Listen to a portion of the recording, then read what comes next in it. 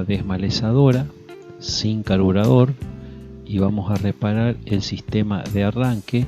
Ahí colocamos provisoriamente una tanza color amarillo que vamos a sacar. Ahora desarmamos. Tiene 4 tornillos y uno en la parte inferior. Ahora sacamos el tornillo del centro de la polea de arranque y ahora sacamos la polea propiamente dicha, y ahí donde está la tanza que era provisorio para el uso, y ahí se ve el resorte en espiral que hay que colocarlo.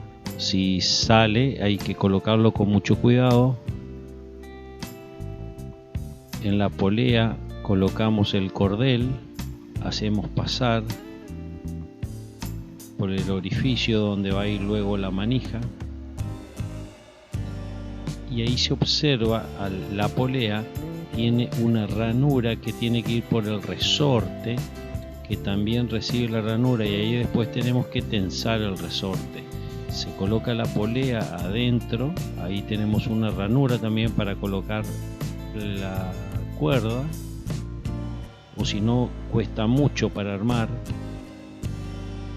Y ahora se gira en sentido contrario la aguja reloj con una mano, y con la otra mano sostenemos para que el resorte no vuelva.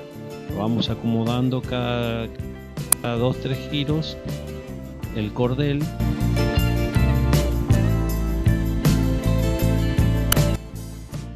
Y luego, cuando tenemos todo, ponemos la manija y probamos. Se coloca el tornillo de vuelta en el centro de la polea y ahora colocamos en el motor.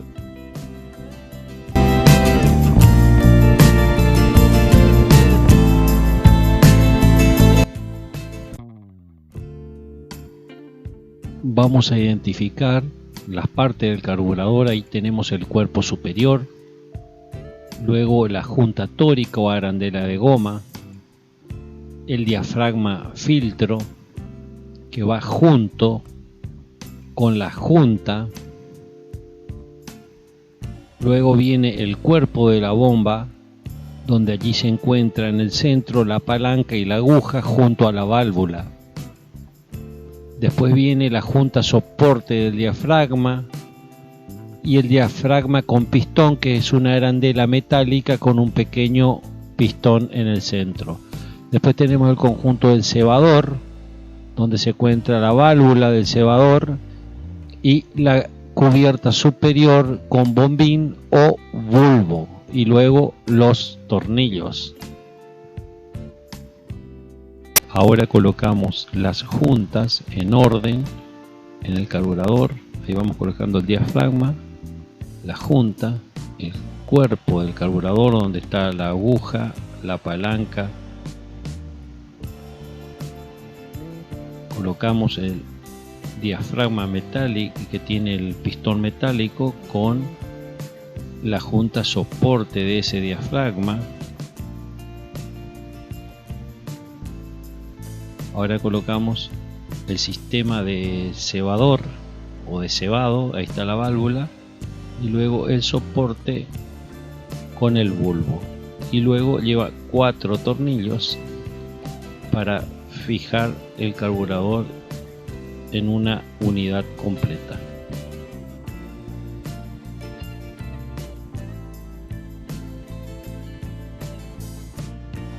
Colocamos ahora el O-ring o arandela de goma, ahí va la placa del filtro, y todo armado colocamos dentro del tanque con las mangueras nuevas, filtro nuevo, y ejercemos presión en la arandela de goma que se fija al tanque de combustible. Ejercer presión necesaria para no lastimar. Ahora vamos a colocar el carburador en el motor. Ahí observamos el carburador,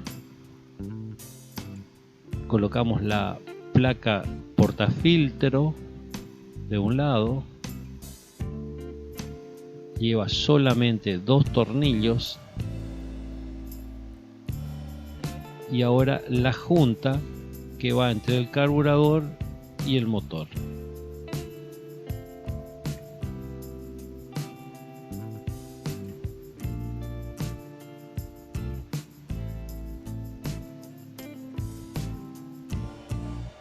Ajustamos los dos tornillos y luego tenemos que colocar el cable del acelerador.